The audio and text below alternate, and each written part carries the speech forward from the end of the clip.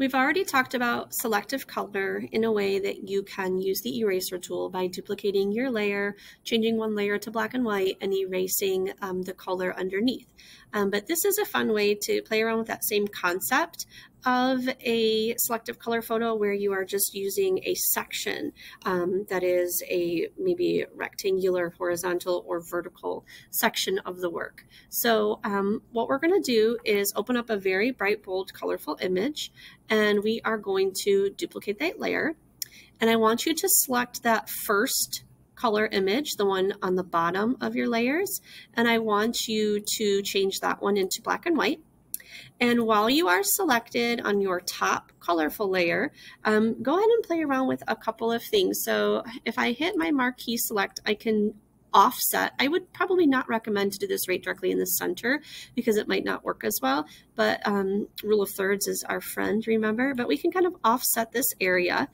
And while that select tool is moving, I am going to go up and I'm going to invert the selection. So that means I am highlighting everything around what I have just selected. And if I simply hit the delete button on my keyboard, what I have just done is revealed the color around a specific section.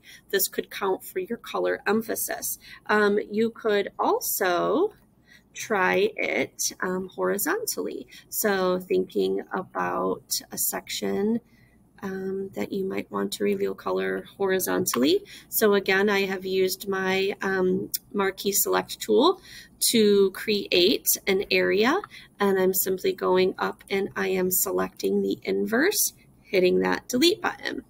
One other thing that you can experiment with this same concept is there's actually a ellipse tool. So you could potentially play around with circles as well. You can also move your marquee selection around. Whoops, that's not what I wanted. Sorry, edit, undo. There we go. There we go. And invert your selection, hit the delete button, and there we go. So those are all examples of doing color emphasis using two layers, black and white under, color on top, playing around with your marquee selection and rectangle or ellipse, and playing around with inverting to get rid of the area around it.